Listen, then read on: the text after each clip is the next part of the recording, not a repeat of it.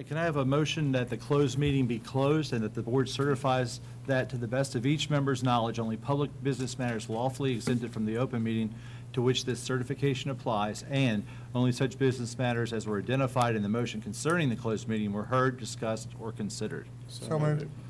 Second. I have a motion from Mr. Edwards, seconded by Mr. Campbell. Roll call, please. Mr. Sturtevant? Yes. Mrs. Bailey? Yes. Mr. Palmer? Yes. Mr. Honeycutt? Yes. Mr. Campbell? Yes. Mrs. Garner? Yes. Mr. Johnson? Yes. Mr. Edwards? Yes. Mr. Ritchie? Yes. Now, if you'll join me for the Pledge of Allegiance and a moment of silence. I pledge allegiance to the flag of the United States of America and to the republic for which it stands, one nation, under God, indivisible, with liberty and justice for all.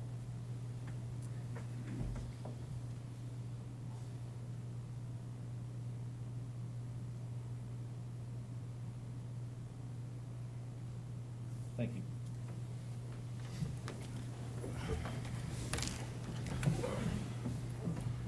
All right, I believe we have some recognitions. Do we have, Yes. Ms. Height, are you going to make those tonight? Or you- Well, yes. I was Okay. going to have Ms. Height come up and do recognitions. Oh, okay. From Residential Governor's School.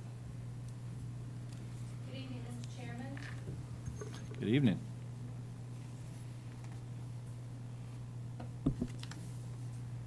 Mr. Nichols, school board members, tonight I have the privilege of introducing two students from Mecklenburg County Public Schools who had the opportunity to attend the summer residential program. And they're going to speak to you about their experience with that tonight. And the first person that I'd like to recognize is Hunter Foley. Hunter?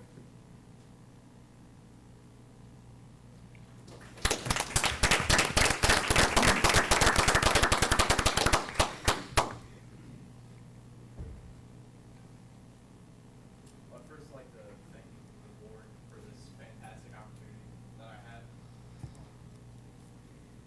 Was my time at the Summer Residential 2017 Summer School out at Lynchburg College.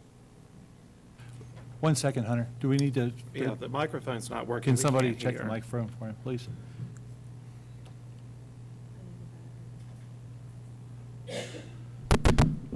Ready to speak up? Hello? Testing, testing. There you go. Thank you. He's a pro. Thank you. All right.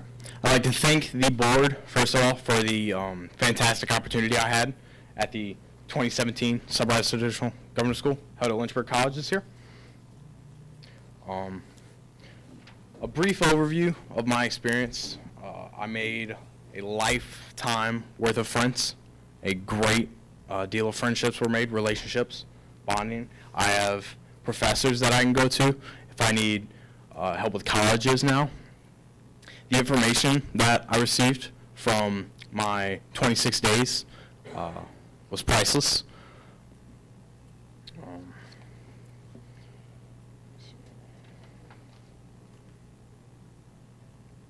So at the beginning of government school, they gave us this journal, and of course every night at the end of the day, we had to go through and fill out some of our great days of learning.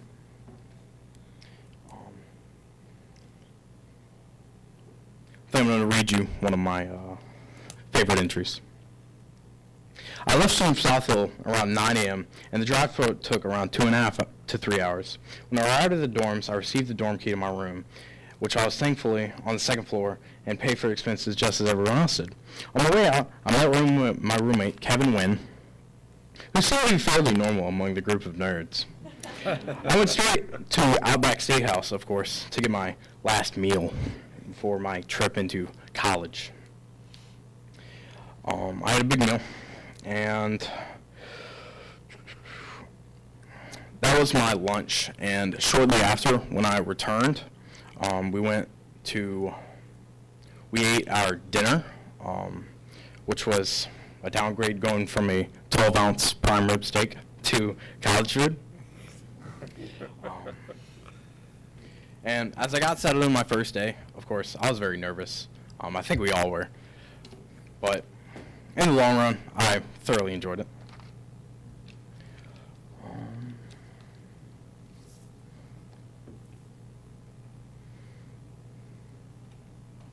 My class, oh yeah. So, as you all may know, or if you don't, then we got to pick from one of 10 core classes that we took from 9 to 12 a.m. every day.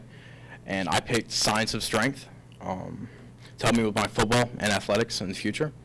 Great class. I would definitely recommend it for anyone else trying to pick a class when they come or get elected to the residential summer program.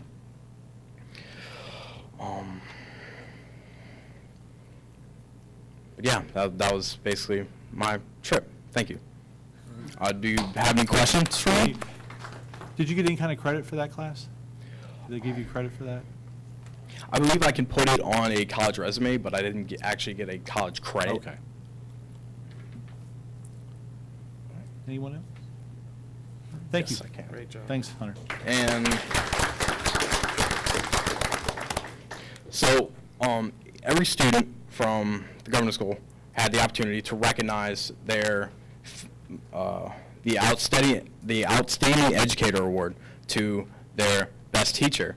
So I'd like to bring up Miss Sarah Fenwick.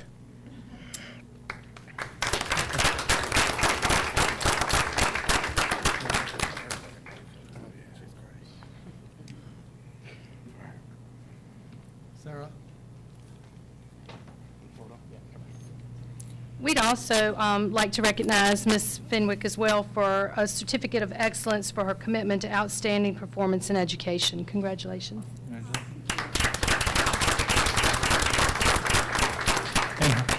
Hunter, if you would hang around long enough to, well, go ahead and sit, but don't leave the room if you would, because we'd like to come and speak to you after all the recognitions are finished. Thanks. Next, we have another young man. His name is Bobby Tyner from Bluestone High School. He also attended Summer Residential Governor School for Math, Science, and Technology. Bobby?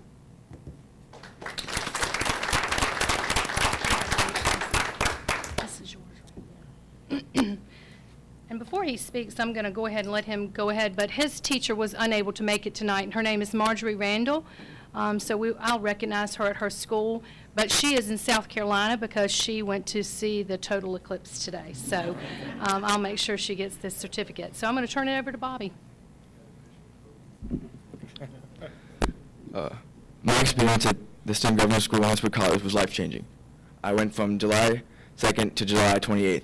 I was enrolled in the electron and circuitry class. I was able to work on circuits and build the circuit in several different ways to make it carry out several different functions. My professor was from the Ivy League school, Princeton, and was very attentive, and I was able to learn a lot from his point of view. I learned about XOR and NOR, OR and NAND chips and their functions after building them with simpler components, such as resistors, transistors, and jumper wires and LED bulbs. Not only was the learning experience great there were several activities I could participate in. Every night, on every day of the week, through Monday and Sunday. I went to a Thai food restaurant for the first time and played ultimate frisbee for the first time, which I found really fun. Every week there was a horror night, a movie night, a rec night, and every Friday was a dance with different themes each time. There was Hawaii themed, a highlighter one where you were encouraged to wear neon and stand out. There was also a costume dance, and there was a contest for the best costume. Bob's Burgers, that one, if you guys are familiar with the TV show. A bunch of my friends dressed up. And the fourth and final dance was the formal dance, which we dressed up and wore the appropriate attire. And looked forward to the surprise theme. It was The Great Gatsby, and it topped all of the dances in my opinion. It was a great dance. It got a lot of funding towards it. My residential advisor was Taylor Browning. He was really cool. He went to gym as much as possible and held an open gym from 3:30 to 5, Monday through Friday. I went to the gym as much as possible, working and learning about my health and fitness. Also, there were several lectures, some being about probability, the Arctic, and how to train for your sport effectively and have the right nutrition. Also went to museums to learn about the bones of animals and had a scavenger hunt around the museum looking for information. Later on in the month, I got to visit Busch Gardens, which was a blast. I got to ride all the rides. Hall Olympics were held towards the end, where the 3 floors of boys and the 3 floors of girls competed to see who was the best for each floor, for the genders. We had competition such as the egg toss, the rope pull, residential advisor trivia, movie trivia, and roommate trivia. My floor came in 2nd place respectively. And I'd also like to thank Hunter. He held down the rope pull. We defeated the 3rd floor. Overall, it was a once-in-a-lifetime experience. I met kids with the same interest, went to classes 6 out of 7 days a week, perfecting my circuitry and architecture on my electrical board, and made friends that I'll keep in contact for the rest of my life and hopefully see a handful when I go to college. Finally, I'd like to say a thank you to the school board for funding and making my venture possible. Thank you very much. And I'd also like to thank my teacher, Marjorie Randall, for inspiring me to apply. Thank you, guys. Thank you.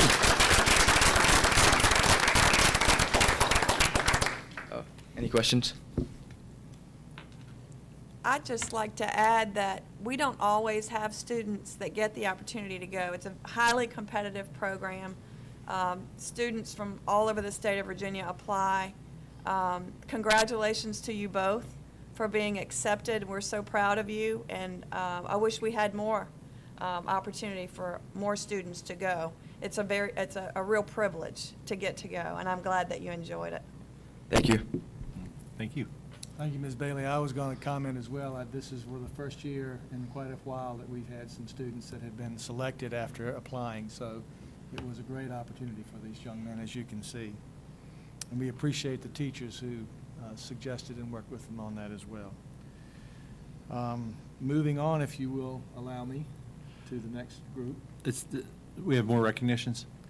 No, that's it for tonight. All right. Do we want to take a minute to Oh, yes. speak to them so they could, if they want to leave then? Certainly. Okay. Board, we have a presentation by the Lions Club related to the vision screening that I mentioned to you last month. We're very pleased for this. There was legislation in the last General Assembly meeting that actually put into law some expectations that one particular company would be able to do this. And we've been served and served well by our local Lions Club representatives for a long time, and they were concerned, as we were, about the costs that would be associated compared to what we would be getting out of it. And so you approved that we would be moving forward with them, and they wanted to come and give a demonstration of the services that they render. So Mr. Hatchell, I think, is going to be the representative that's going to work with us in this presentation tonight.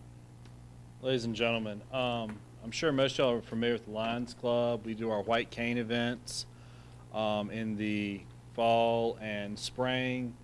What does all that money go for? I'm sure most of you know me. As Dr. Nichols said, my name's Josh Hatchell. I'm actually the president of the South Hill Lions Club. Tonight here is Mr. Bowen, who is president of the Clarksville Lions.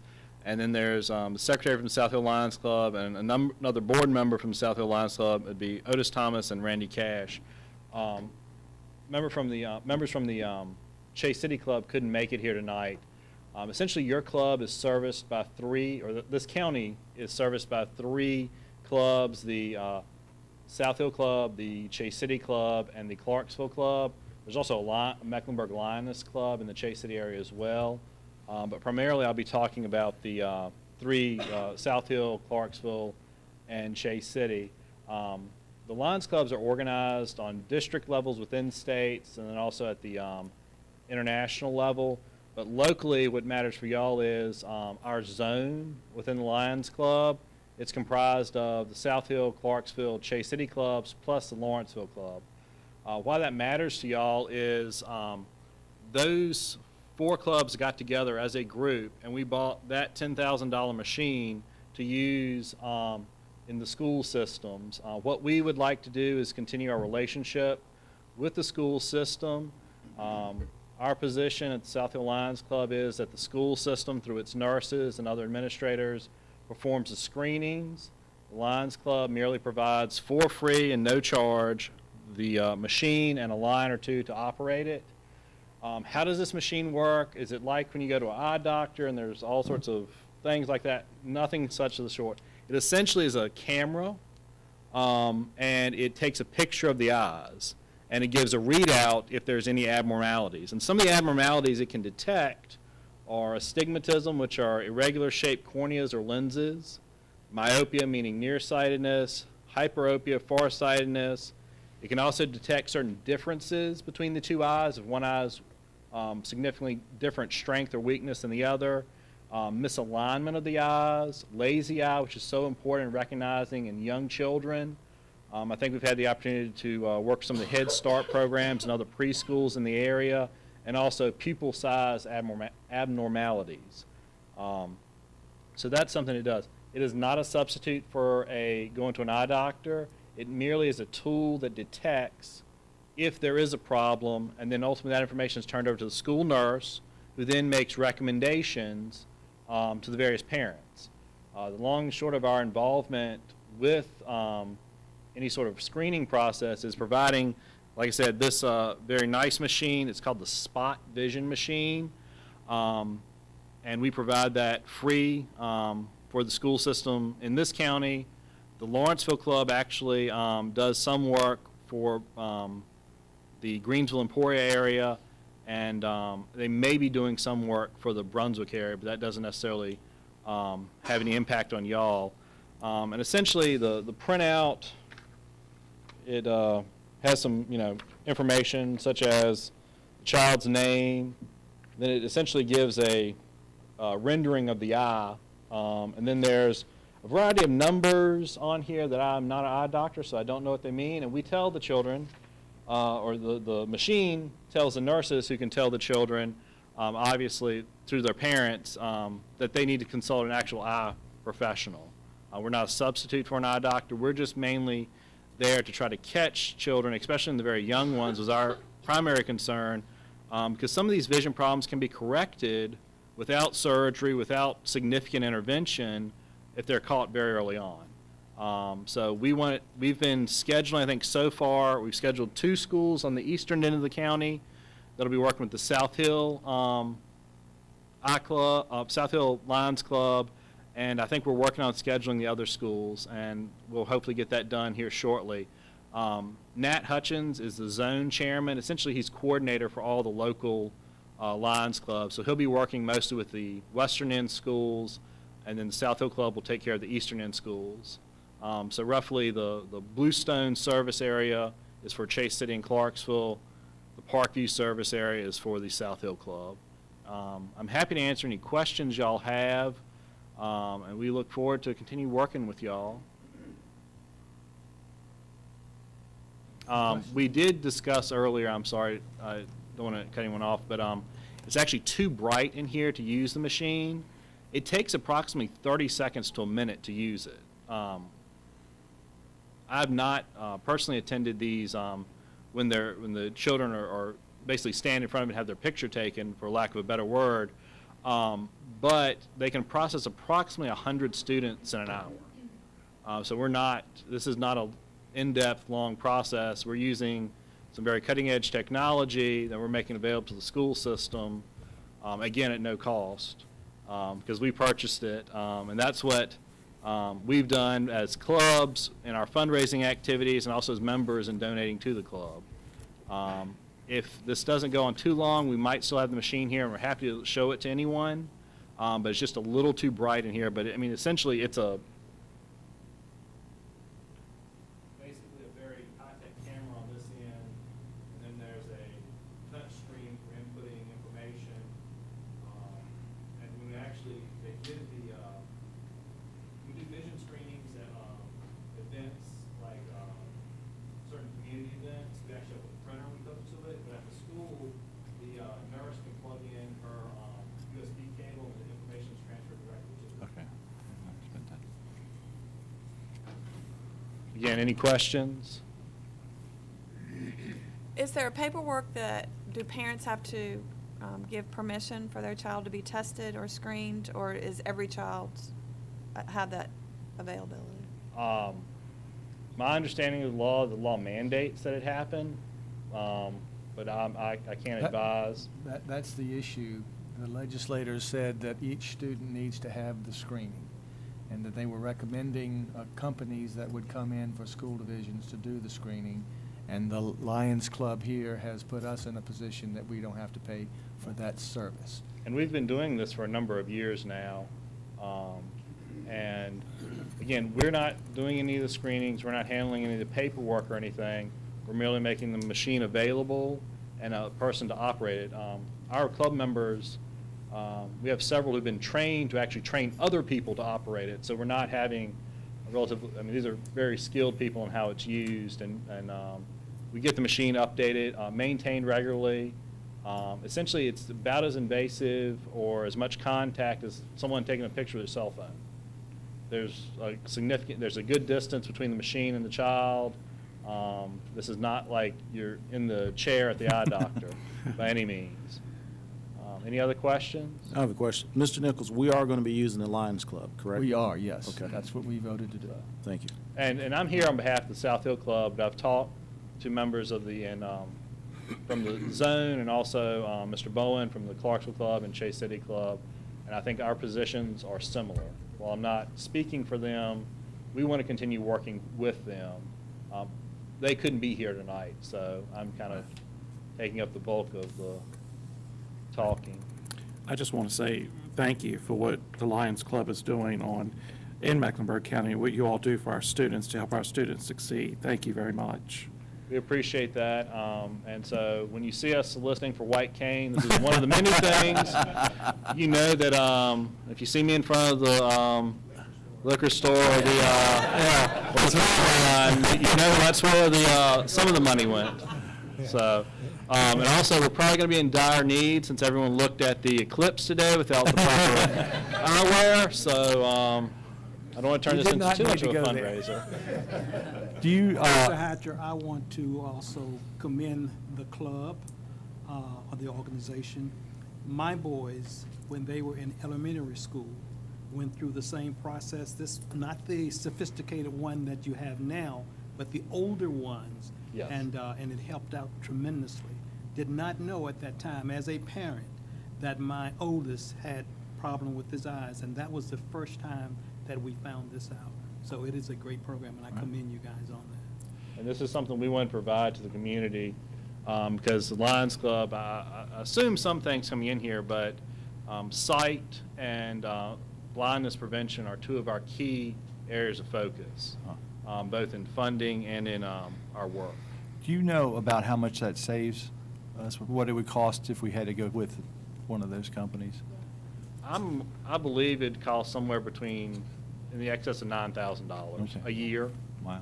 That machine is $10,000. Okay. Yes, that's a good again. Well, thank you. Thank you. Thank you. It's another example of the wonderful partnership support that we get from the community with business and industry, as well as our civic organizations and churches. So we are very thankful for all of them.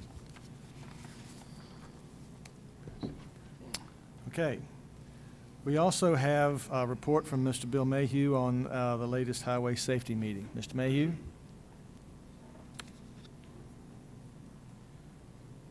Good evening, Mr. Chairman, Superintendent Nichols, board members. I attended the highway safety meeting over in Boydton on August the 9th. And one of the topics that was discussed over there were the speed limit, the school zone speed limit signs at Parkview High School. Captain Ezell with the Mecklenburg County Sheriff's Department brought up the need for possibly more updated signs. He's kind of suggesting maybe that we go with the signs that has the hours posted, the school hour, the speed limit in the school hours posted up under them. Mr. Campbell, he was also in attendance at the meeting. He can probably explain the law enforcement side better than I can about it. The thing that Captain Ezell was concerned about is if the lights aren't working, the enforcement action can't be taken even during the hours of the school hours. So he was suggesting that we get some type of new signage that may have lights on it. However, it also has the hours. So whether the light is working or not, the hours are present so that we can have enforcement every day during school. the suggestion was that the signs can be moved if we in fact get to build a new school. They can be moved to that location. So we were just basically asking, he came to ask this board to make the recommendation to the Board of Supervisors to purchase those signs. Okay. I can come and respond to that from the perspective of being at so many of the Board of Supervisors meetings. When, on all of the Board of Supervisors meetings, almost every month, the number one issue is the traffic in front of Parkview High School and the tickets that have been given at Parkview High School with people not slowing down any. Yes. So I don't know if larger signs would help, brighter lights would help. I don't know what it is, but they do have a significant issue. One of the issues is if a tractor and trailer is coming down through there and you have somebody in this lane and they're not from, or this area, they can't even see the sign. Right. And that's the issue. One of the issues of the signs being so small. Right. And so outdated that they don't catch somebody's attention far enough back. Right. That I have a question, Mr. Chairman, please.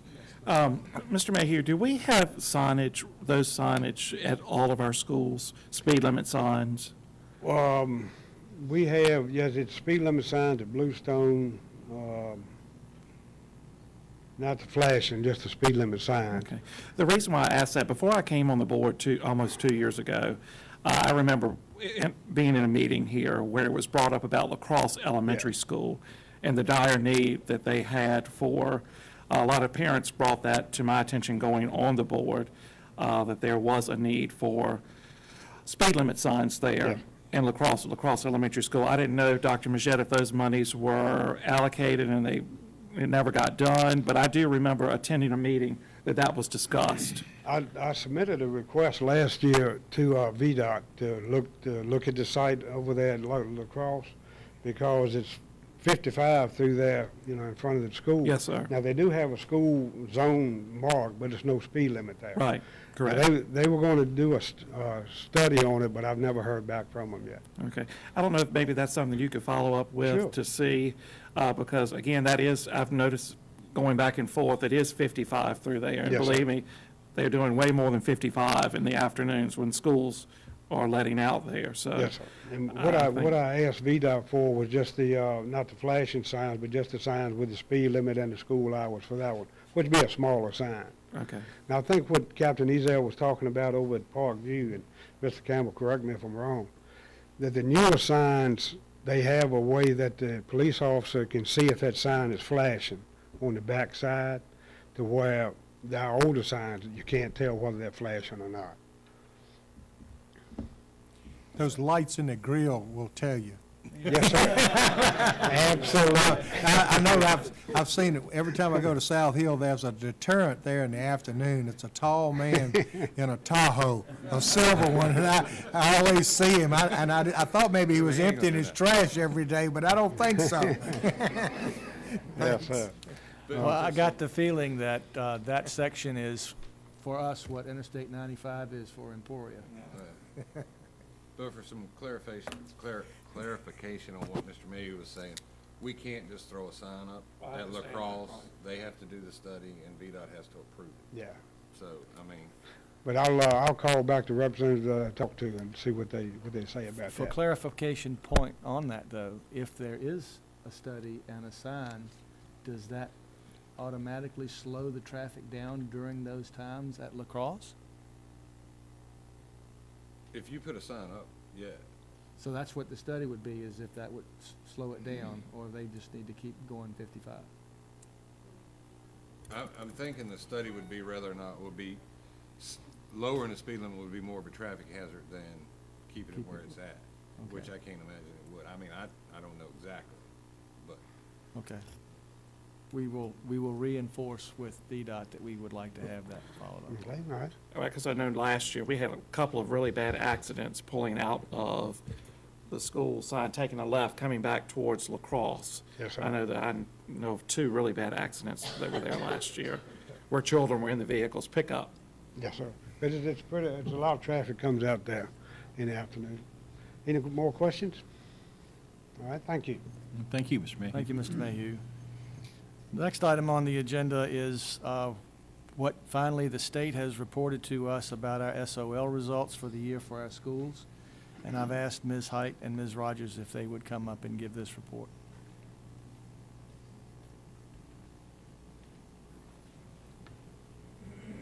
Good evening, Mr. Chairman, board members, Mr. Nichols. Ms. Hyde and I will be sharing with you the SOL scores for the elementary, middle, and high schools tonight. Just a quick reminder that first, with the accreditation benchmarks, English does require a 75 in order to be fully accredited. Math, science, and history require a 70. And then, of course, high schools have the added benefit of having to maintain their graduation completion index. Can somebody cut the lights down just so we can see this side a little better, please? Thank you, Mr. Dalton. Okay, so first we're going to look at the division data at the elementary level just by subject. So in grade 3, you can see that we increased 1 point from 72 to 73 over last year. Grade 4, we went up from 66 to 78. And in grade 5, reading, 72 to 78. So we've made some great gains in reading. Put a lot of emphasis there.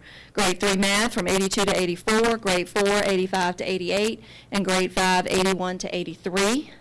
Our Virginia studies maintained the same, and then our science did drop a little bit in 5th grade this year. So we're going to look at that a little closer this upcoming year. Still maintained the 70, but it did go down. When we look at Tri-City, they were year 3 last year. So right now they are looking at a 74 in English. Huge gains from a 66. But also very heartbreaking to know that they were 1 point from that 75. So we've celebrated and cried at the same time. Math went up 3 points from 76 to 79. Virginia Studies went down a little bit, and science went to 71. So again, putting that emphasis in the reading. Sometimes the other subjects might drop just a little, but we're trying to get that reading where it needs to be.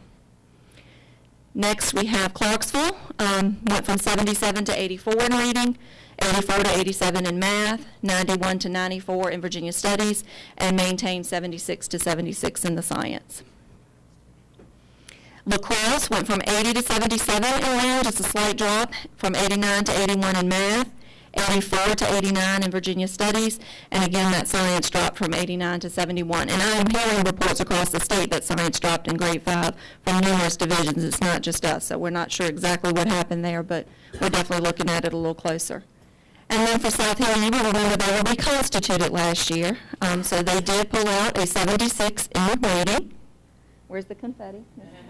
I'm sorry, somebody wants to celebrate. From an 89 to a 90 in math, 86 to 87 in Virginia Studies, and 84 to 83 in the science.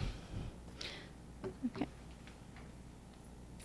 All right, for the secondary schools, we showed an increase in grade 6 reading. We had an increase in 7th grade reading.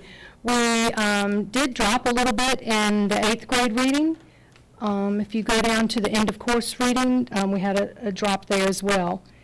We did make an increase in civics, which is the final one.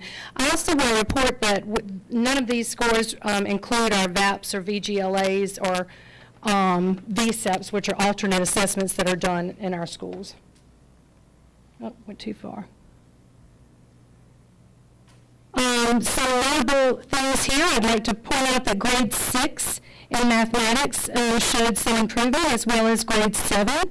We also had an increase in grade 8 mathematics. That had been the focus of one of the areas that we were working on. We did make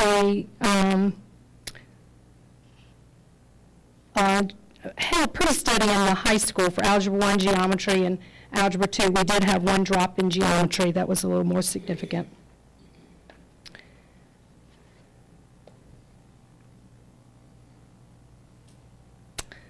In science, grade 8, we made a gain in that. We also made a gain in biology. We had a slight dip in our chemistry this year. For Bluestone Middle School, we held with a 71 in English. We made a 3-point gain in math. We made a gain in history. We made a significant gain in science. Parkview Middle School maintained the same for reading. Took just 1 point dip in mathematics, made a gain in history, and made just a slight dip into science. Bluestone High School is showing a 73 for the reading this time. They had a 72 in math, which meets the benchmark. They met the benchmark in history, and they also met the benchmark for science. Parkview High School is going to remain fully accredited as well with 86 in reading, 83 in math, which was a little drop. They also dropped in the other 3 subjects as well, but met the benchmark. So for the school division, our preliminary results from school division are noted here, where we will have Bluestone High School fully accredited. Bluestone Middle School is still to be determined. Chase City Elementary School is applying for the reconstitution, as Ms. Rogers stated. Clarksville Elementary School is fully accredited. La Crosse Elementary School is fully accredited. Parkview High School is fully accredited. Parkview Middle School, again, is to be determined. And South Hill Elementary School is fully accredited. And again, these scores are preliminary. We expect the final outcome of the scores to be released sometime in September, so just a few more weeks. Any questions? Is that when they'll be, the to be determined one, is that when we'll know if the? We should know something by then, yes, sir. Okay. There is a mixed signal that we're getting from the Department of Ed. The original data that we got back seemed to indicate that we would be given the opportunity to move into another year of reconstitution, but we know from conversations with the person at DOE who's in charge of that, who we will be meeting with tomorrow, that she's challenging that statement. And so we're going to be having more conversation with the department and the opportunity, if we need to go back and actually have a conversation with state superintendent and the board to make sure that that's what we will be able to have. It's yet to be determined, so we're working on it. We're very proud of the work that has been done by the schools through the year. We're very proud of the students. I mean, I think we saw great gain in some areas. There were some areas that were challenging to us.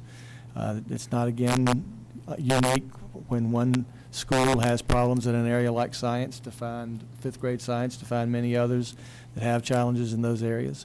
Our ultimate goal is for all of our schools to be accredited, and we are very close to that. The other thing that we take into consideration is, as I've mentioned to you several times, this school year, 17-18, is the last year that the total division ratings will be held primarily on these SOL scores. Starting in September of 2018, many other factors will be brought into determination. And by the data that we have had presented on discipline and other things to the state government, you know, it has been suggested that we would be fully accredited throughout with the new data, but we have to go by this for one more year.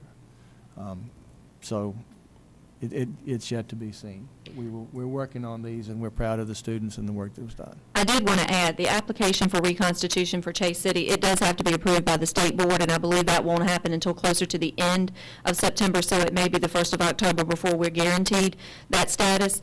But we have no reason to believe they wouldn't give us that reconstituted status, since we're 1 point away. I just want to point out that it looks like we have some very strong readers coming from grade 4 and grade 5. And that's encouraging for our middle schools. And I think, I mean, that's what we want. We want to get better. And if they will remain strong readers through 6, 7, and 8, that's the battle there. And so if they're strong readers in grade 4 and grade 5, it just stands to follow that a strong reader is going to get better in science too, because there's a lot of reading there. So thank you all for everything that you're doing to give us these encouraging numbers. Thank you. I might also add, in closing on this, we were not waiting for these results to begin planning professional development that will help in these areas. And particularly with the reading and writing, because writing is the practical application of reading. We have had some significant professional development activities that have been very well received, and we have high hopes and high expectations as those are put in place, particularly at the middle school, to help. Any other questions? Thank you, ladies. Thank you. 2017-18 is going to be a very busy year for a number of reasons. We're going to have several federal audits of some of our programs, including CTE, that we have to go through. But we also have standard of quality verification report that is due. It's one that staff here has gone through in pretty minute detail, and there are only 2 areas of this verification report that are left to be taken care of. One of them is that each school get to be fully accredited. The second one, though, is we have to actually go through and create a new comprehensive plan for our school division. This is something that we typically have to go through and do about every 4 years, I think it is, Christy. 5 years. Every 5 years we have to go through the comprehensive plan. And was that right? Yes. 5 years. So it's been a while, and we are in the process of identifying the various committees that will be working on that. We will be asking board members for help, at least one, to be on the committees as we're working on putting this through. And it also includes a consolidated safety audit and plan, which we just got approved and put into motion this past week. So it's going to take a lot of time, but it's something that we're going to have working on throughout the year, and you will be hearing more about as we go through that. Any questions about that, I'll be happy to answer at any point, but I think some of you that have been on the board for a while have known when we've gone through it before, and it does take time. Also, we've had some discussion about policy and policy manuals, and Ms. Alga has on several occasions brought to you the policies that have been updated by the School Board Association and asked for our take on them. At the same time, we have been updating our website, and part of the updated website has to include the updated policy manuals. That also is taking a considerable amount of time. I bring this to your attention because we have online now from the old committees 2 policies that you voted on differently that were brought to our attention, and I want to point out to you that they have been changed and they will be updated as soon as we can get to them. And those 2 policies are, the old policy said there would be no committees, and last January of 2016, we did vote that the school board would have committees, and so that was the vote of the board, and that's what we will move forward with, and that will be updated in the policy manual as it goes online. And then we also had the question about student liaison. What has been online states that we would have them, and that will be removed because we had voted about that issue. So I don't want confusion that might have been in there as people might have looked at that, and we will continue to update the policy manual as we have the chance. The online part of it, one of the difficulties is that whole policy manual has to be converted so it can be viewed online with anybody that has a special needs condition for eyesight or other types of things. So it takes time, and we appreciate staff that's been working very hard on that. And I don't know if there are any questions about that before we go forward or not. Yes. It's a policy issue. We as a board, we vote on these policies. However, we get a lot of questions from the public on the policies. Right. 2 policies in particular. One of them is kids being allowed to hydrate or drink water during class. We have the band, we have football teams and cross country who are competing in the hot sun. The request has been made to allow hydration in class. I think the background on not allowing it is maybe some kids in the past have abused their responsibility and brought other liquids. So the larger question is, do we punish the kids who want to hydrate with that way of thinking, or can we as a board look forward to changing the policy so that our kids can hydrate in class? As we've done a school tour before, I believe at Louisa County, they have hydration sites at the water fountains where the kids can fill up their clear plastic bottles. That's a newer school. That's a school that's moving forward. Do we continue to keep the policy of the old that do not allow our kids to hydrate in class? When these kids are competing, it comes up, they're cramping, dehydration. And it could be from allowing our kids to simply hydrate in school. So that's part of it, and I would like the board's opinion on it. The other issue is backpacks or large purses or those type things in class. A lot of kids who want to have their books with them would love to have the opportunity to have a backpack. We have a Bring Your Own Device program in our school. So the kids that have laptops and iPads, that's considered a bag. If our policy says that we cannot have bags in school or backpacks where some of these kids may carry their laptops, is my opinion we need to think about that policy a little bit differently and open it up. The old thought process is, well, what if someone puts something in the bag? Well, the reality is, if someone wants to bring something to school, they will. They'll bring it in their bag, and prior to putting it in a locker, they could do something with it. But the kids who want to use backpacks or those little cinch packs, why can't we allow those kids to do it? It's an old policy, and sometimes you hear, well, it's always been that way. But as a board of 2017, can't we change that policy? Not 3 months down the road, but a policy, for example, hydration, now while it's hot. We have the band practicing, we have football, we have cross country. It is my opinion that we should consider that change immediately and weigh it out. I believe Parkview Middle School does not have enough lockers. So those kids probably have to carry backpacks from point A to point B. So when we look for consistency, I would like the board to move forward on changing that to allow the kids who desire to carry their books with them or a Bring Your Own Device to have that opportunity. Or the kids who are competing in athletics or any extracurricular activity to be able to drink water in the class. And if a kid abuses it, then simply take that privilege away. And I would like the opinion of the board on it. Mr. Chairman, I'd like to piggyback on part of Mr. Sturdivant's conversation, the hydration part. It's been brought to my attention by several, many parents, and I'm going to reference Parkview Middle School, whose sixth graders eat lunch at 10:30 in the morning and I believe this is due to overcrowding situation to make sure that we can get everybody in.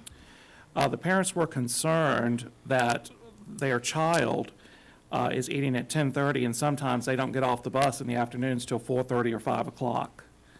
That's a lengthy time for a child not to be able to hydrate or have a snack or something, because again, if I'm sitting there a little rumbling or hungry or thirsty or something, I'm going to be more apt not to probably pay attention like I probably should be.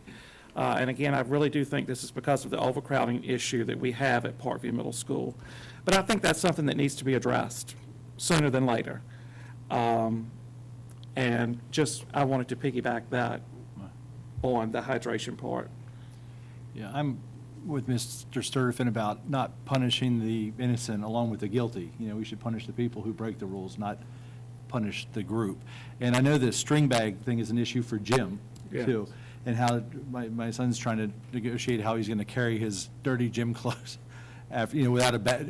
He can't put them. He took a plastic bag with him today, hoping that would be okay, but he was told he couldn't use his string bag for that. And so I'm hoping there's some resolution to that.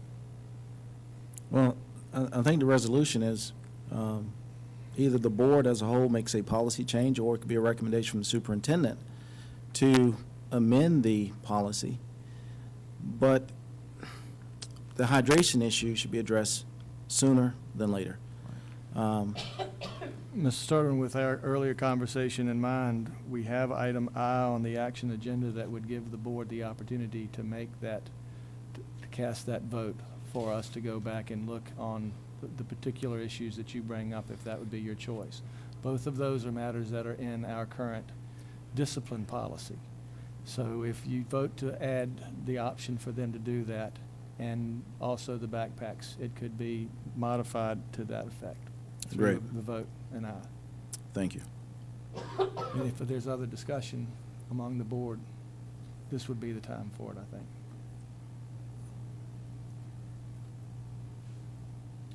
I think it might be helpful on the bag issue, the drawstring bag and the book bags, to get some feedback from our principals in those buildings, to find out if they have some legitimate concerns regarding that, and get some feedback from them about what they think the best way is for us to go, and possibly put that on our next month's meeting. And we have the handbook amendment on tonight's agenda for the water bottles in class, but it might, I would feel better about making that recommendation based on what our administrators think is appropriate for their buildings. I would like to hear their input, but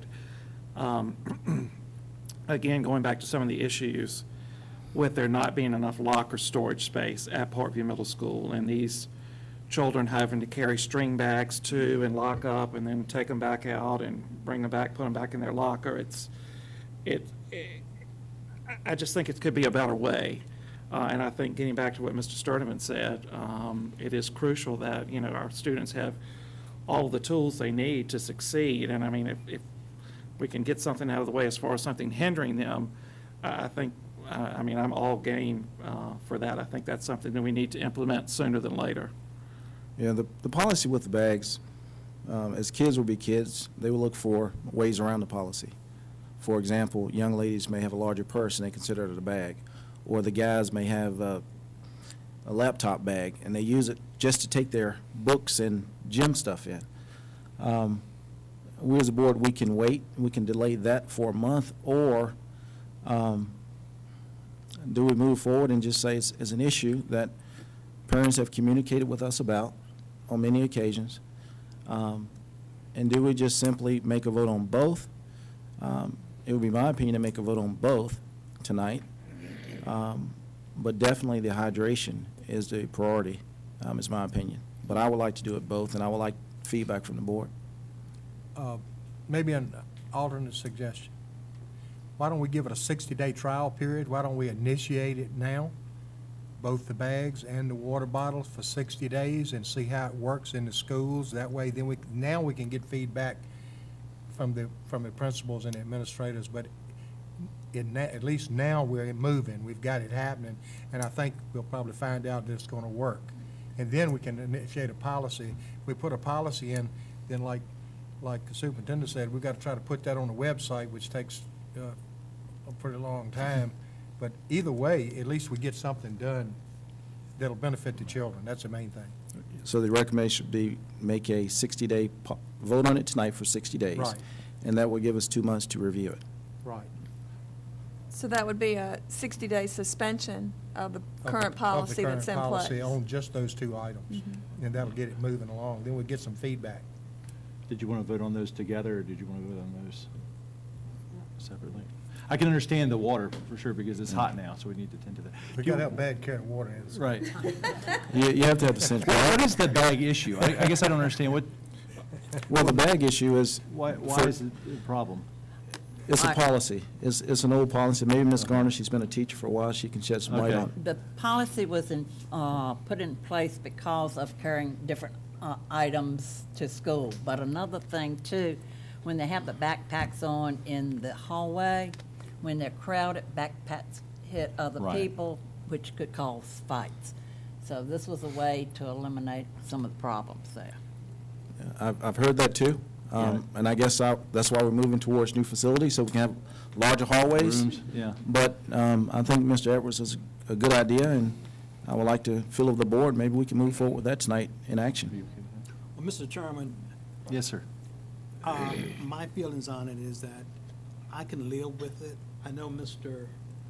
Honeycutt has said about the situation at the middle school at Parkview. But I can truly say that if we go that route with Pondview Middle, let's do it across the board. Because that's our problem now. We're having one thing at one school and another at another.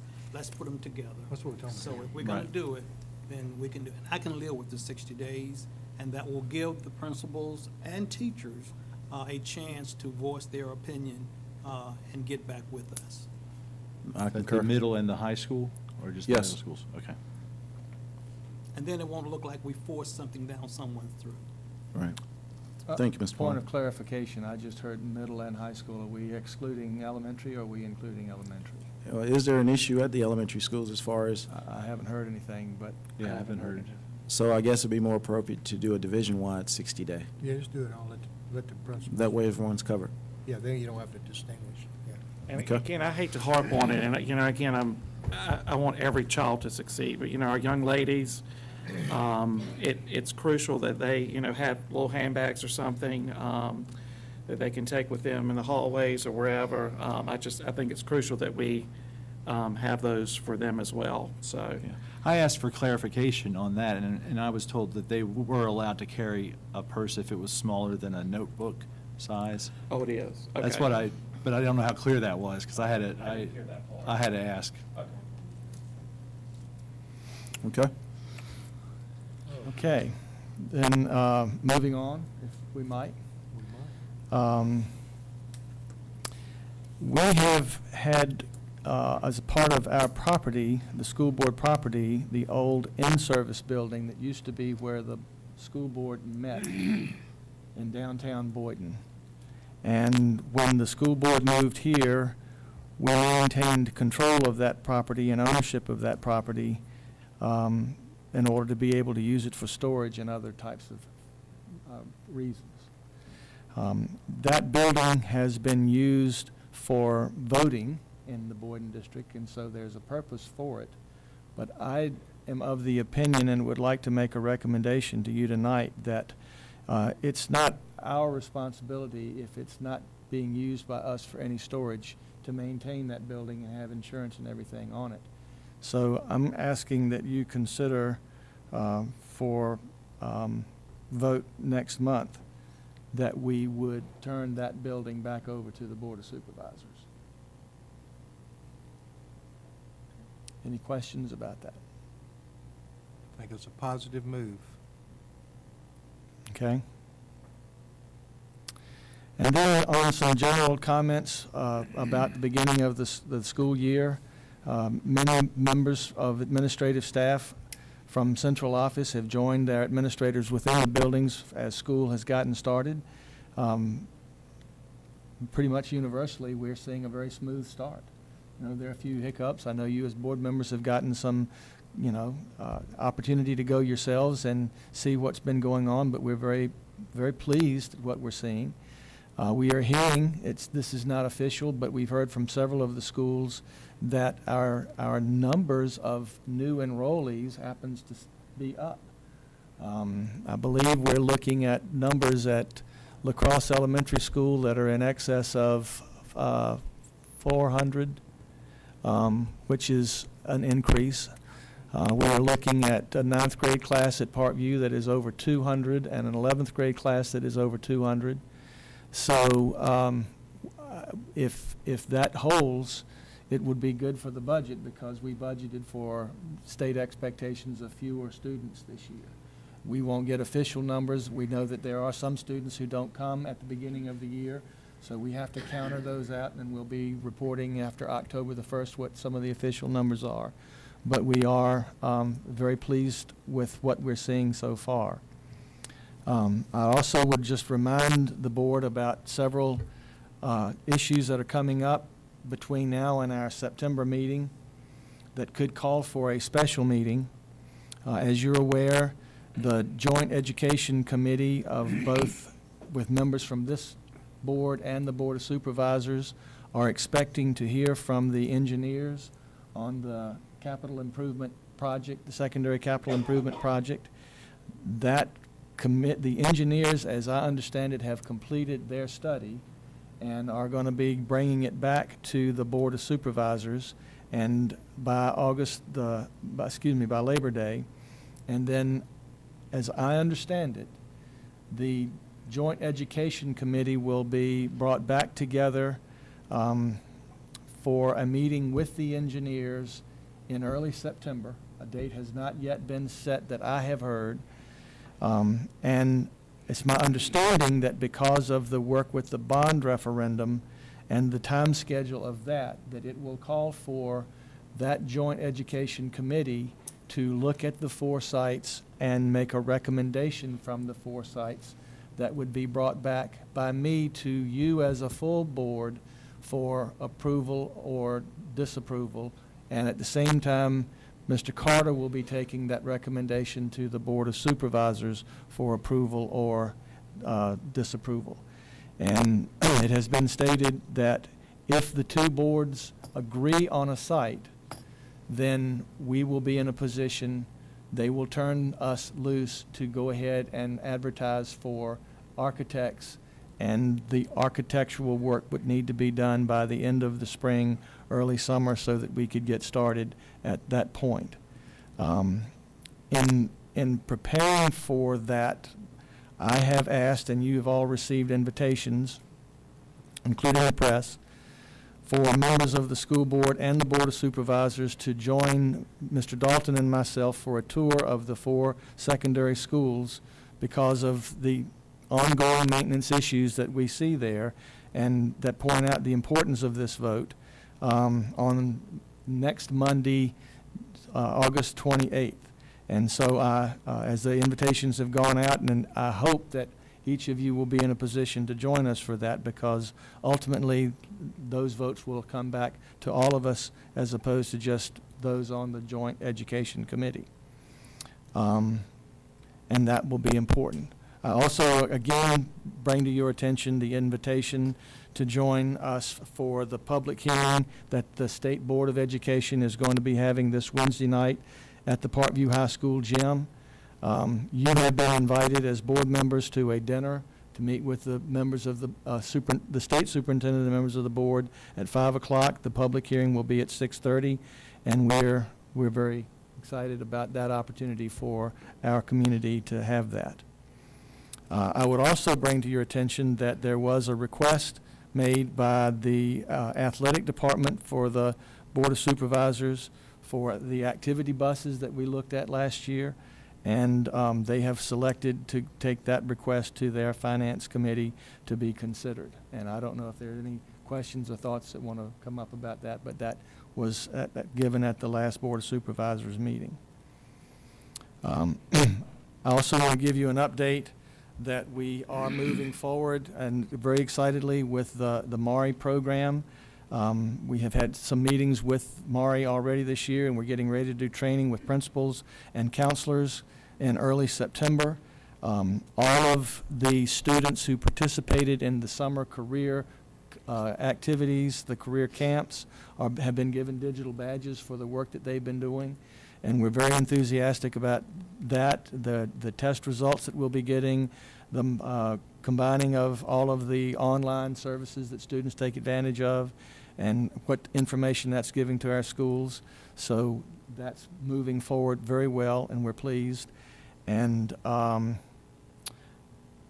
think the last thing that from my comments that I want to bring up is there have been some questions by parents and others about the difference in the scheduling at the 2 middle schools with health and physical education. And I sent out a report on what the differences are right now. Bluestone Middle School is choosing to do an alternating day schedule at 90 minutes each day for the 4 electives, 2 in the fall, 2 in the spring, 1 on alternating days, 90 minutes. Through 6th and 7th and 8th grade, Parkview Middle is choosing to do the traditional 45 minutes with 2 each day as we go through. And I believe that we are looking at how we're going to continue to work with that. There were some questions that the board had about that, and I'll open that up for any discussions or questions that you have right now. Mr. Chairman, yes. This has been probably one of the biggest issues I've heard from my constituents this year is about PE. since I've been on this board for the last almost 2 years, we've talked a lot about being equal across the county. To me, this policy or this teetering with schedules at the 2 middle schools, it's not equal. And I have an issue with it. My constituents have an issue with it. And I just feel like that some of the students on the eastern end of the county are missing out on some electives they may have wanted to have taken. This concerns me. I know some of the parents have been to the schools and asked about different electives they could take. You know, one of my comments were maybe, I know we have to have a finance class to graduate from high school. We have to have, they could have taken introductory to Spanish or Spanish 1 or something. I feel like the kids on the eastern end, as far as the PE is concerned, were cheated out of some electives. And again, we've been preached to across the board, equal is better. And what we're doing on one end of the county, it's my belief that we should do on the other end as well. So I was hoping there was a way we could rectify that. You know, I've been told that we've started, we can't change it.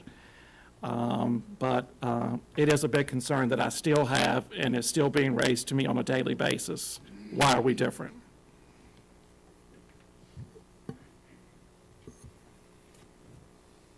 I have a question. Go ahead. The amount of time spent on PE, is it equal on both ends?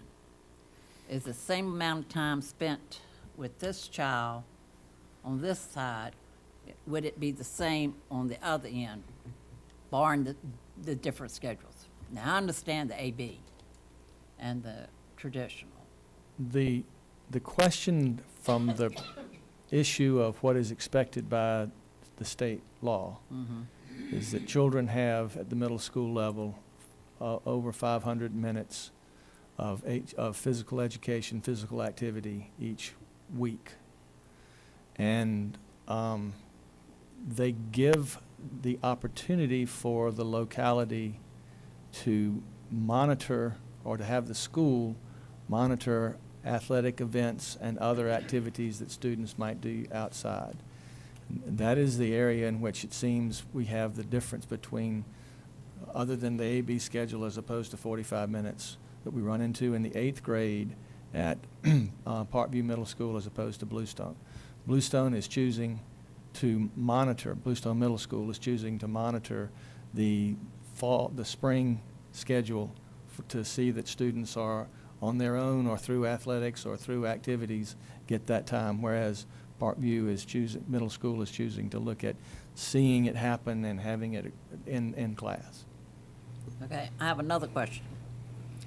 Is it feasible, since the number of students at Parkview is larger, is it possible for them to do it? Are we talking about a large number of students or just a small number of students of the parents that want to do this? The numbers that I have gotten back are those that are having the conflict with band and an elective. If you have, band is also all year long.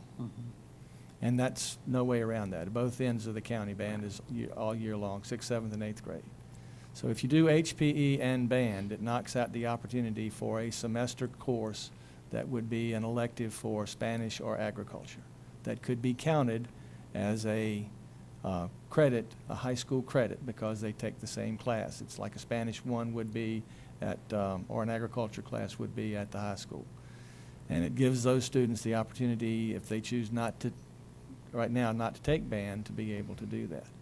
There has been discussion at Parkview Middle School about the opportunity for those students to do that through Virtual Virginia or through some other means of that type, but it would be an extra class that they would take. We would work with them on. But it's not just an open class as what we have at Bluestone. It's not the same at both ends as what we have. How is Bluestone verifying the minutes on your own time? I can understand the sports, but how do they verify that? There would be an expectation if we were to be monitored by the state, that there would be some documentation from parents or others with the child that they had actually done the number of minutes in some type of activity that would count up, like through a Fitbit or something, that they would Right. be able to work that out. So they're requiring parents to submit some sort of verification of that? That would need to be verification. Now, it hasn't been specifically identified by the state what they would be looking for, but there would be need for something. And getting back to your question, it's about 25 or so students that we've been able to identify so far that have requested to have something above and beyond the band and the HPE at Parkview Middle School that we've identified so far that I've heard of. Question. I may have a solution. No, I'm just- Well, would marching band be physical education? They sweat. I mean, how does the state define that one? I don't. Well, they can start marching, and if they do, that's physical education. Now you have your band class and your physical education class all at one time, and you fulfill the obligation, and now they can take Spanish. We can. Second semester's concert band. Well, they may have to march a little bit. Hey, Miss- just are looking for an out. Mr. Chairman, also, I believe was some information sent out last week, and I want somebody to clarify me or tell me if I'm incorrect. It was sent out that, the SOQs, that this was the law, that the students were required to take this. I know the SOQs are going to change for 18 and 19. But this year, again, with the other electives that they're able to take, they still get that part of that fitness, whether it be this or that. It's not required that they take the PE all year. That's my understanding. If somebody will correct me if I'm wrong. The standard of quality focus is on the 500, and I'm going to say 90, it might be 550. I'm not remembering off the top of my head minutes per week. That's the standard of quality requirement. Oh, excuse me, 150 minutes per week. I'm way off on my number. 510, I was going to say. And Ms. Covington, if I could ask a question, that is any other type of physical activity? So it's the interpretation of physical activity. It's not the law. The way it's the Virginia code, it's written as Virginia, it's written as physical activity, 150 minutes per week of physical activity. But I'm asking, is that the law? Is that the law? It's the code, so Okay.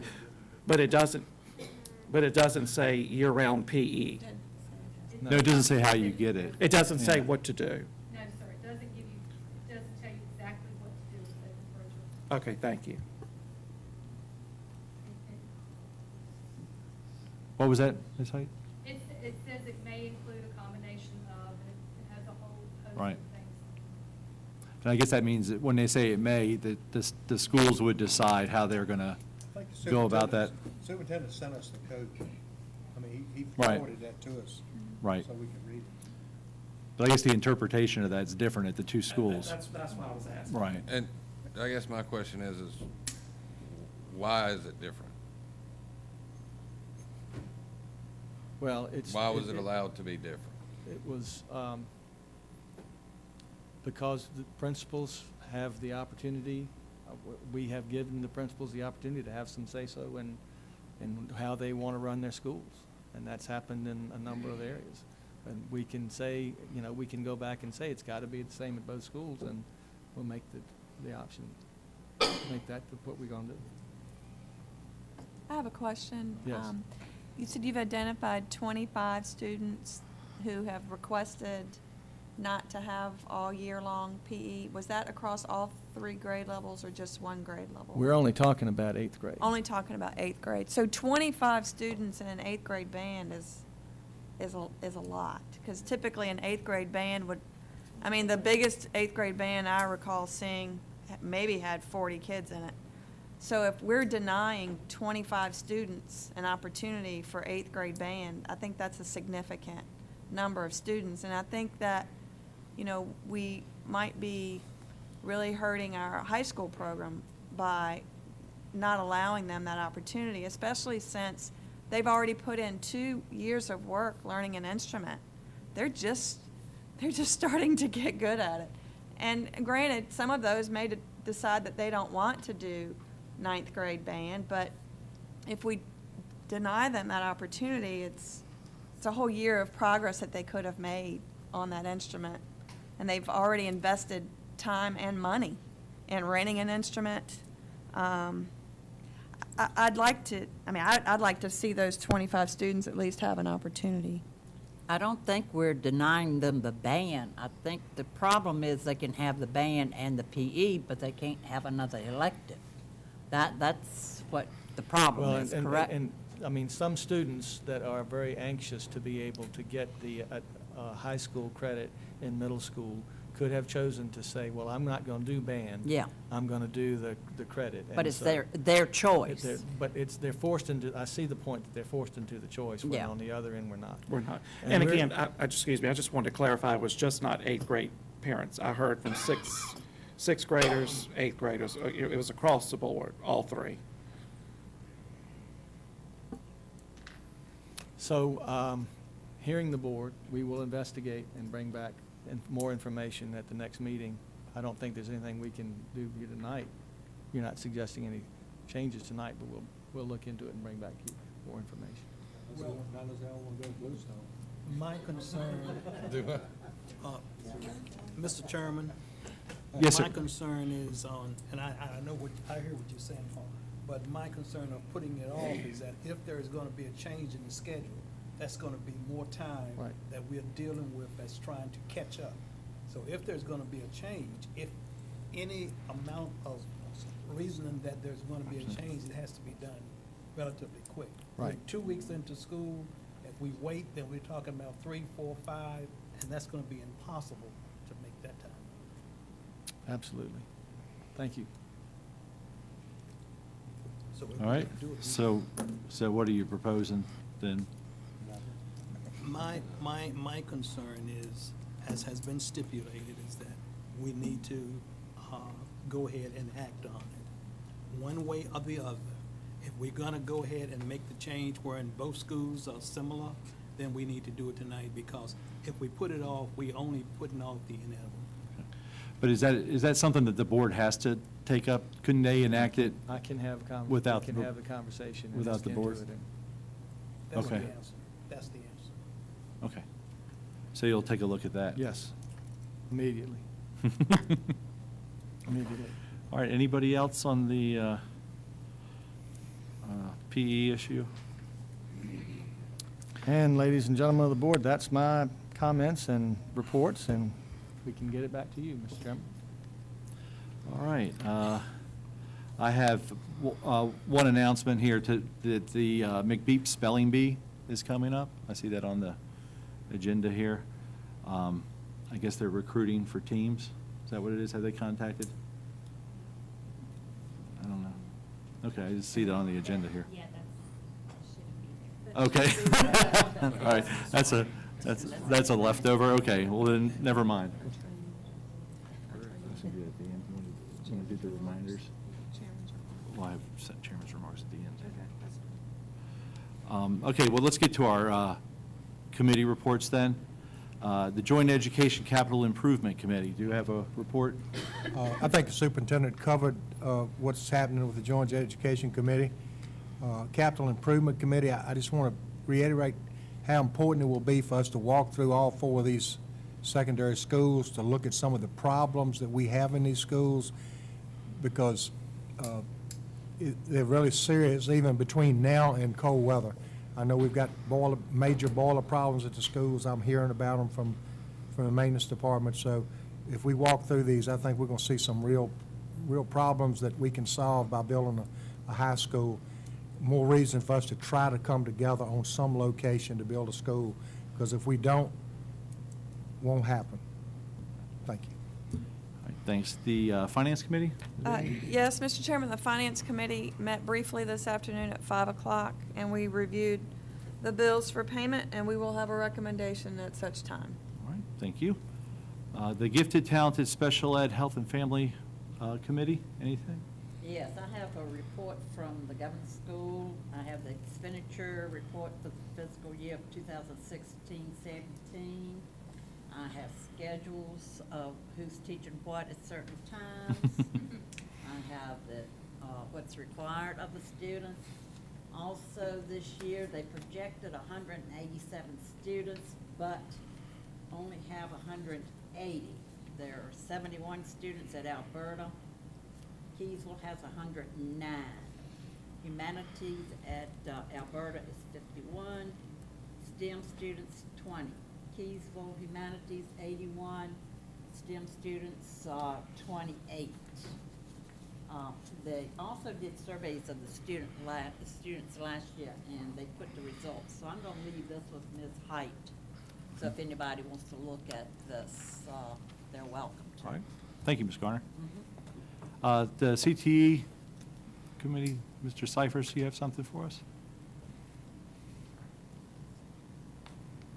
Good evening, Mr. Chairman, Mr. Nichols, and school board members. Just really quickly, before you have a list of our student certifications for the 16-17 year. We are very excited and happy with the number of certifications that our students earn. Just a few things to point out. The WISE financial literacy was something new that we added last year. The previous certification, the EverFi, is not recognized by DOE, so we piloted WISE in several of our economics classes and had a great success rate with that. And we'll be moving forward with implementing that certification in all of our economics classes. You also see first aid and CPR certification. That is required for our students in the nurse aid program to go into the nursing home or hospital facility. However, DOE does not recognize that, so we cannot use state funding or federal funding for those certifications. That is something that comes of our local funds, as well as the OSHA 10. That's required for our carpentry class, and again, that's not recognized by DOE, but it's required, so therefore it comes out of our local funds. And we're moving forward, we're looking at adding in some more certifications in carpentry, doing some new certifications in ag and things of that nature. Do you all have any questions about the certifications? No? Thank you. Yes, sir. Thank you. You have a question for Mr. Mr. Cyphers? Cyphers? Would this be a good time to advertise the reality store? Yes, thank you very much, Ms. Bailey. I greatly appreciate it. Last year, we partnered with the 4-H Extension Office for the first time to do the Reality Store project with all of our 11th graders. We're going to change it up just a little bit this year. We would like to have some type of contact with the students prior to that so we can explain the event a little more, as well as do a follow-up project with that. So this year we will be offering it in the fall semester as well as the spring semester, and we'll be operating it with our economics teachers. So Paul sent out some information today. If you'd like to, we'd love to have you all come and assist with us with volunteering. And we'll be doing it on October the 23rd. We'll be doing it that morning during second block at Bluestone High School, and then during fourth block at Parkview High School. Thank you. Thank you. The Athletic Discipline Committee. Yes, Chairman. There's a lot of activity with the athletic, the Activity and Athletics Committee. One of them is as Mr. Nichols pointed out, we requested from the Board of Supervisors the purchase or lease of some activity buses will greatly enhance the activities of every school, elementary through high school, when those kids are taking long trips. The other thing from the Athletic Committee is what's been discovered is we are sitting on the biggest lake in Virginia, and high school teams from all across the Commonwealth are coming to Mecklenburg County to compete with fishing teams. And the question is, why do we not have a fishing team in Mecklenburg County at our two high schools? Mr. Powell and Mr. Mangum are working on that. From what we're hearing, a lot of people are engaged. They want to be part of it, and they want a fishing team to come to this county. Hopefully, next month, as a board, we can vote in support of moving forward, and hopefully next month, maybe Mr. Powell and Mr. Mangum can present to us. It's through the Bass Association. We have a lot of fishermen here. Also next month, we've talked about a little bit about the opportunities of consolidation. The question always comes up, when we consolidate, our kids are going to be left out. They're not going to be able to compete. Having said that, Mr. Powell has suggested that they start looking into other athletic programs, such as tennis, both boys and girls, field hockey, lacrosse, volleyball for boys, swimming, crew, indoor track. And what he said, it is a process. So if we know we're moving in the direction of one school, let's be competitive. Let's give these kids opportunities that other kids are having in our surrounding counties. But the big one right now is the fishing team. That's something that can be done. It does not mean that we as a school board are going to have to buy fishing boats. It doesn't work that way. People in the community who already have bass boats, almost like sponsors, they will be a captain. They have to go through a process of a volunteer process. Fluvanna County, one of the boards I spoke with, that high school had about 30 kids on the fishing team. And I believe the guy that was there, so some universities are giving scholarships for fishing, competitive fishing, which is amazing. So a lot of our kids who have been fishing anyway may soon have an opportunity. I know some of our administrative team enjoys fishing. So soon, I think it's going to be a possibility that once we get up and going, that's probably going to be coming soon, and I hope that our board can vote and support it next month. Now, the other sports you mentioned, they're going to be investigating those? Yes. Because I'd like to hear the report on those, because I was always concerned about who we would compete with. You know, it's one thing to have those sports, but then, you know, where would we be competing with those sports? Well, the distances that we travel right now, for example, Parkview High School will go to Southampton 2 hours away. Parkview plays War Hill, which is in Williamsburg. All of those schools in the Williamsburg area, the Chesterfield area, they do have those schools. Okay. Boys volleyball, field hockey, lacrosse, they're there, and more schools are picking up the programs. What Mr. Powell and the athletic directors were talking about is prior to moving into the new school and starting then, they would like to start getting the information and the knowledge of the basic knowledge now, almost having like a club team concept. So by the time we do build our school, we have a base of athletes who are knowledgeable in the sport. Okay. So will they report to us as they learn, as they investigate these sports? Are they going to come, or could they come and report to us? Yes, kind of like when we got into boys soccer at the middle school. The two middle schools competed against each other until we start branching out, competing against Okay. other schools. All right, great, thank you. That's all I have. All right. Mr. Sturtevant, your athletic committee made the recommendation to pursue the lease on the activity buses. Would it be appropriate for this board tonight to publicly vote in support of that? We, as a board, we've not really taken any action on that athletic committee's recommendation. That would be the pleasure of the board. The request has been made to the Board of Supervisors to consider it. We can at this point simply wait on what their response is. Okay. Mr. Chairman, that would be my idea. We're working together on it, but I think we need to wait until that decision is made. Okay. And then we can go full steam. Then we can get it on the agenda. Thank Okay. you. Thank All you. right, good question. Mr. Chairman. One other question. Yes, sir. Mr. Sturtevant, what were the Cost associated with the activity buses, was that in the paper? I can't remember. That information was given to the supervisors, and they're going to take it to their budget. So prior to them voting on it, it will be public, Okay.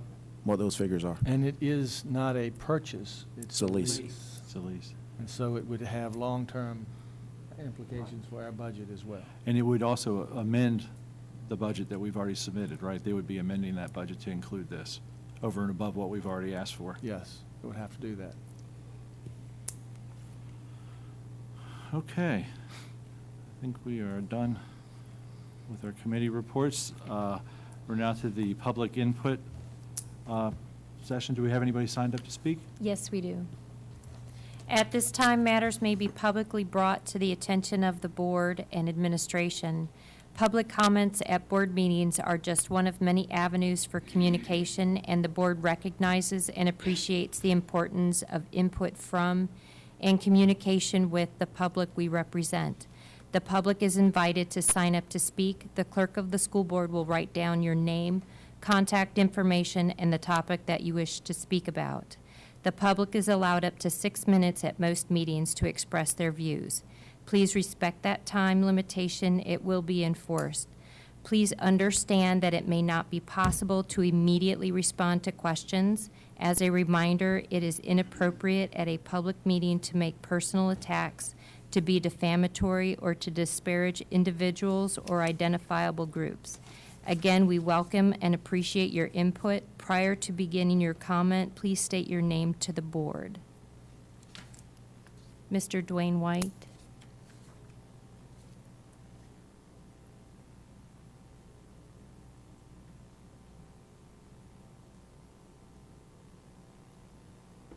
Good afternoon. Thank you all for having me. My name is Dwayne White. I'm here representing Chase City Banquet Center, which is a new venue located in Chase City. And I just would like to invite the school board, let you know what we have to offer. Far as banquet size, it is the largest banquet center inside of Mecklenburg County, Halifax, and so forth. We're able to seat 409 people right now. That's phase one. Phase two, there will be another section going upstairs. So altogether, it would be close to 700-some people that we will be able to seat. And, you know, we'll love to have the school board, any meetings that you all are looking to have, maybe in Chase City or bringing people together.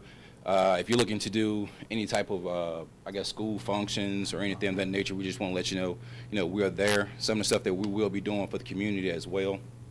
Excuse me. I work primarily with DOJ, so some of the DEA agents and stuff of that nature.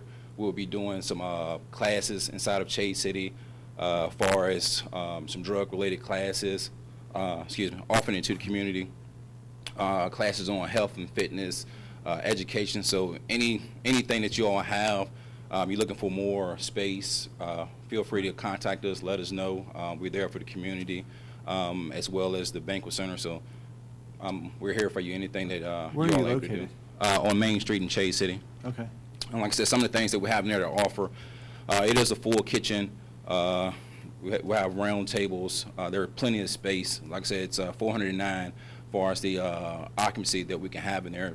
It's the largest inside of Mecklenburg County and surrounding areas, so you're not crowded. If you're all looking for a place for prom or if, any functions for the teachers, stuff of that nature, please feel free to give us a call. We'll also be doing a driving school in there as well. Right now it's 5 Points driving school that we'll be doing. 2019, we're partnering up with a couple other agencies. We're going to be doing driving classes for our simulation driving classes for some people who may not feel comfortable driving on the road. I forget the agent, some of the guys out of DC, they have trailers where they're going to bring out there and just, you can simulate driving and stuff of that nature. Any questions, anyone? All right, thank you. I've had the experience of attending a function at that center. Very nice. Thank you. And also I wanted to make a comment with Mr. Stratford, if you don't mind. I know you all had mentioned something about the backpack. One of the places I work on in DC, some of the schools out there, they actually have backpacks in water coolers. So they purchase them from the school, but it's clear. So you have clear backpacks and clear coolers. So it's a way that, you know, your education department can also raise money as well. It's cheap for the people to get, but that way these teachers are, you know, they feel more comfortable and they can see what's inside a bag and not actually ask the student to open it. So, and also, I'm sorry, one more other comment.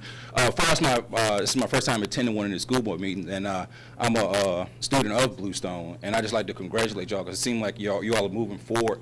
A lot of great ideas, especially with the fishermen. My daughter attends school out in Chesterfield, and I always thought that, you know, Mecklenburg County was a little behind times on certain things, but you all are definitely moving in the right direction. So, Thank you. Thank you. Thank you. All right.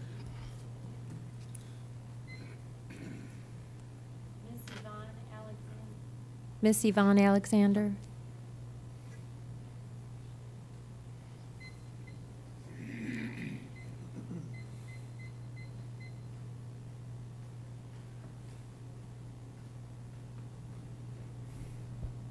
Good evening. My name is Yvonne Alexander, and I come to you as a concerned parent.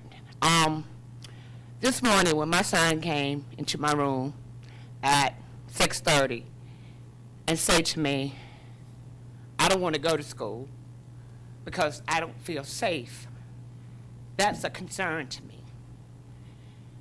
And I guess my thing is, if you all know that there's a situation going on at the school, as a parent, I feel like that we should know. I don't know, I don't have Facebook, I don't do Facebook, my choice. I don't have a problem with anybody else that does it, I don't.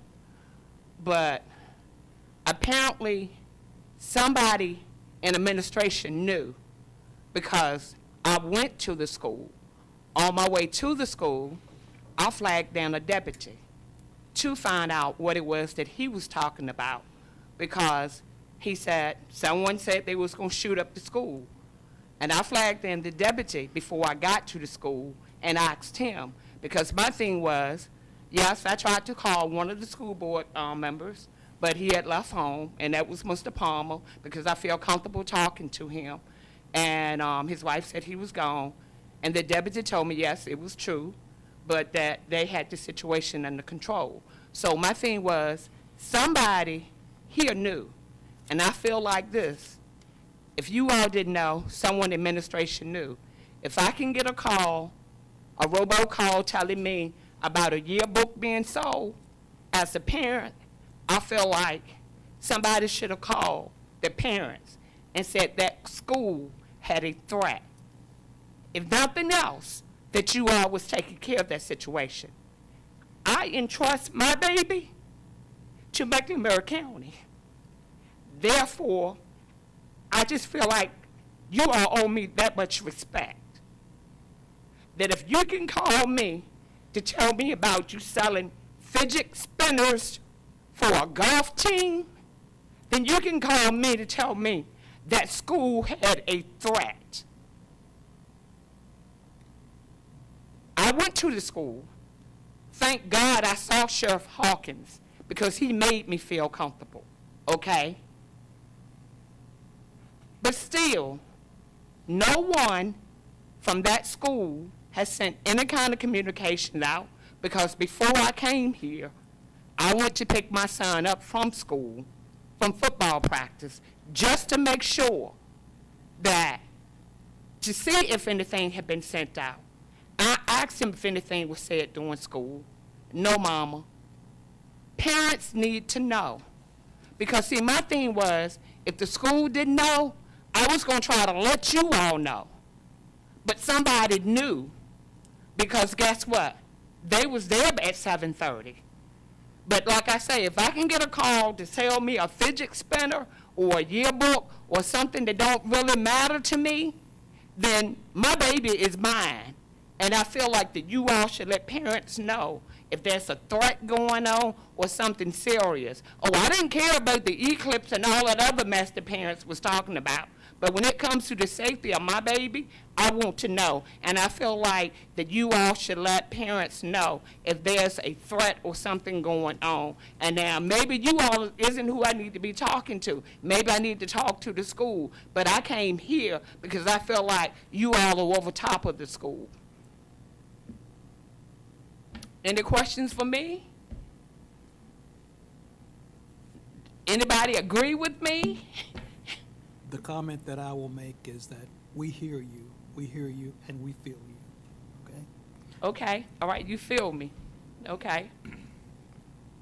Anybody else? Mr. Nichols? There was a document that went out today about the program to all parents. Am I not correct?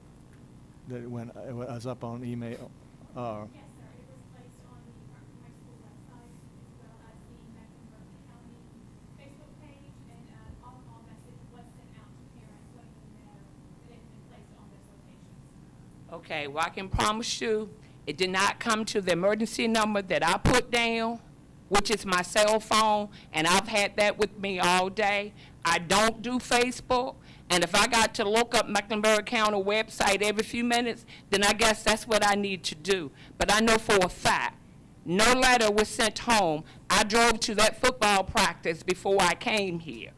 That was why when I called, I asked whoever I talked to, what time do I need to be there? And thank God Sheriff Hawkins went on the road on my way up here, because I speeded to get here by 7 o'clock.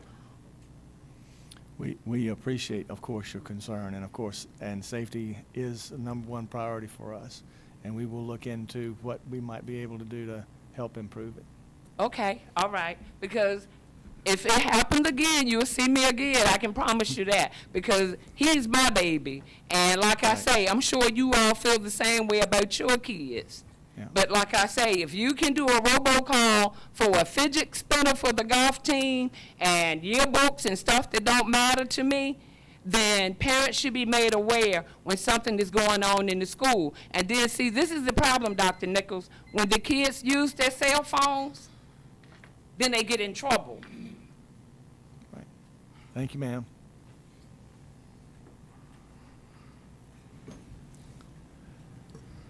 That was the last person, yes. All right. So now we're to the action portion of our meetings.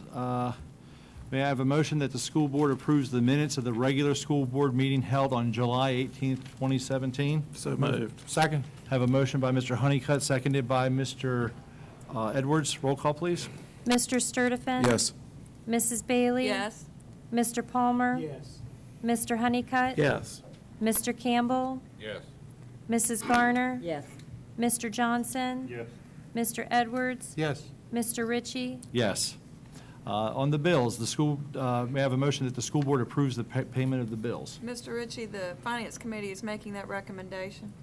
All right, we have a recommendation from the Finance Committee. Roll call, please. Mr. Sturtevant? Yes.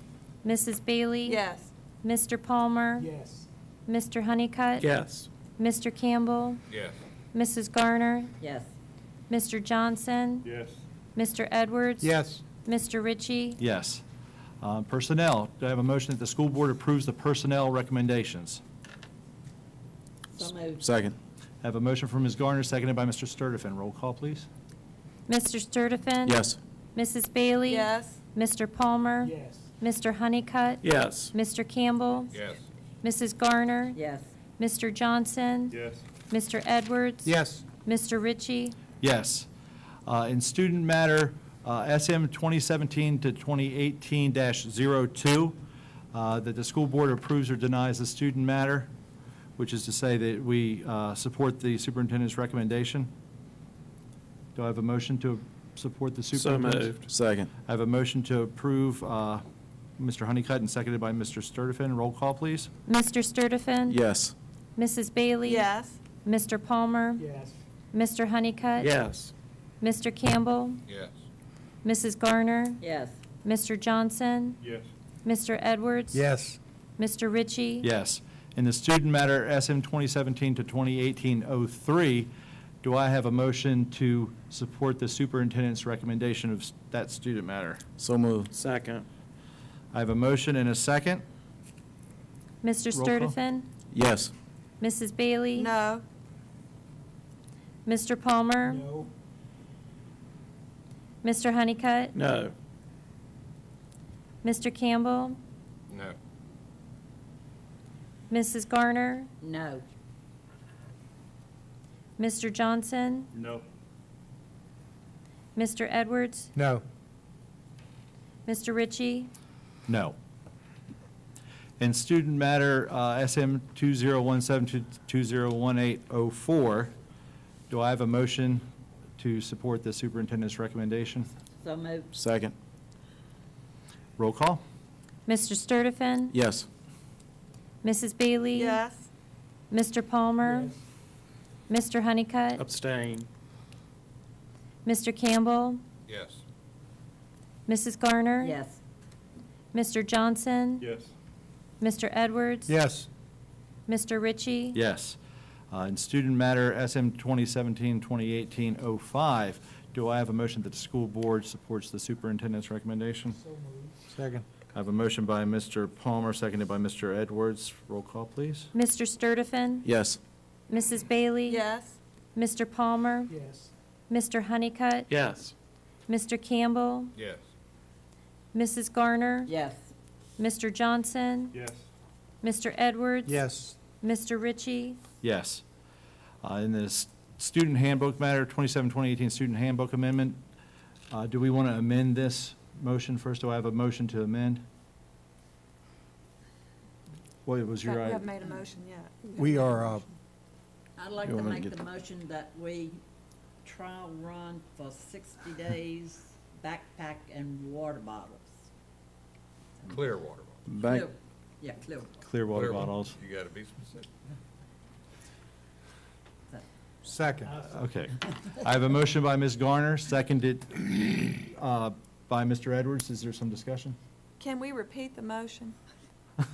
Do I have to? Okay, I make the motion that we, on a 30-day trial 60, basis. 60. 60 days trial basis for backpacks and water bottles. To allow them. Clear water bottle. And is that Clear string, water is that string bags or backpacks? The backpacks covers everything. Backpacks does cover It covers everything. Okay. You got that motion? Yeah, we had the motion in the second, correct? Mhm. Roll call, please. Thank you, Ms. Garner. Mr. Sturtevant? Yes. Mrs. Bailey? Yes. Mr. Palmer? Mr. Honeycutt? Yes. Mr. Campbell? Yes. Mrs. Garner? Yes. Mr. Johnson? Yes. Mr. Edwards? Yes. Mr. Ritchie? Yes. All right, reminders. Labor Day holiday, September the 4th. We have school board VSBA training September 1st from 10 to 3 in Charlottesville. Parent-teacher conference for high schools, 4:15 to 6:30 on the 13th. 18th, our regular September school board meeting. Oh yeah, we'll have to, Ms. Giamato, if we could amend the closed session time for that school board meeting to start at 5:30. Okay. And we For the just, next school board meeting? just for the next, just that one time meeting. Just the closed session, Okay. but we'll start at the normal And time just for. as a reminder, the finance will be continue to meet at 5 o'clock, and then that will be at 5:30. Okay. Because we had been meeting the finance at 4. All right, board member remarks. Mr. Honeycutt, do you have some remarks? No, not tonight. Mr. Campbell? The only thing I'll say is I think we have 12 teacher openings, so while everything is a good idea, if somebody can find us some teachers while we're looking for bass boats and crew coaches and field hockey coaches and water bottles, and we need some teachers. I agree. Thank you. Mr. Palmer? Mr. Edwards? We still know how to fish. Thank you. Ms. Bailey? Yes, I just wanted to again thank the Lions Club for all their effort and resources that they're pouring into our children. I'm a lifelong beneficiary of Lions Club benefits. My mother was blind and received benefits in Brunswick County of the Blind School in Richmond, and it's a great organization, and I thank you for your time and attention to our kids.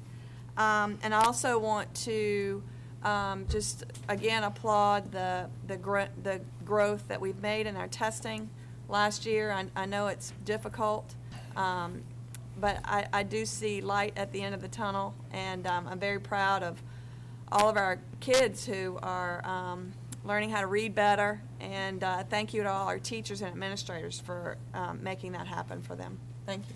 Thank you. Mr. Johnson? I have nothing. Thank you. Mr. Sturtevant?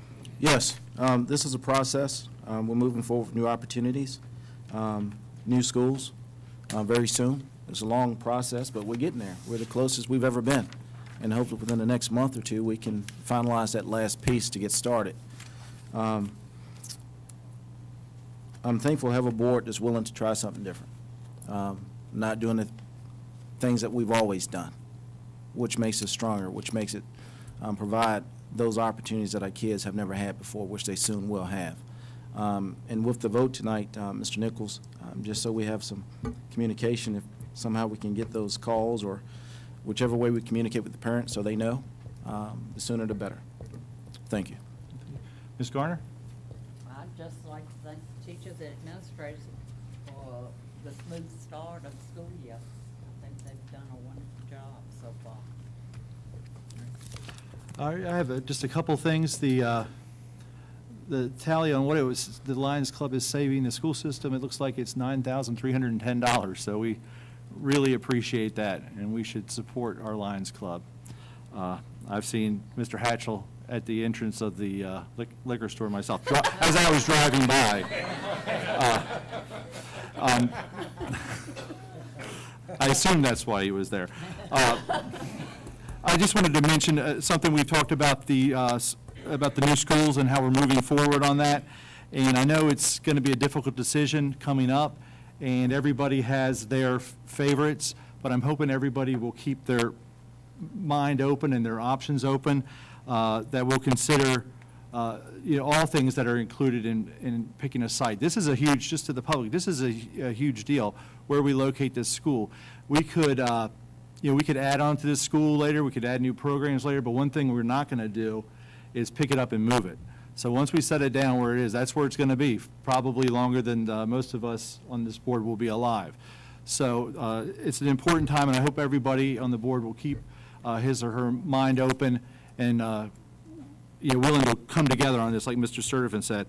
And I also wanted to mention about teachers. We know we're having a hard time finding teachers, and teaching is a unique field, especially K-12, because we hear a lot about credentialing nowadays. People don't need a bachelor's degree, they need a credential. Well, teachers need both. And that's what, it's especially hard to become a teacher. You have to have your bachelor's degree, and like Ms. Gardner would know, you have to maintain it's a constant thing, constant professional development for the teachers out there. So it takes a special person to do that. And I know that we are catching up on the pay. We made a big step this year, and we hope to keep moving forward on that to attract and keep teachers. But something that we can do that doesn't cost us anything is to make sure we treat our teachers with the respect that they deserve as professionals. And that goes for our staff and our administration too. For the people out in the public and each other and us board members, to treat them respectfully. And I would love for them to get up every morning and be excited about coming to work at Mecklenburg County, even though they may not make as much money as they could make somewhere else, that they're happy here and content here.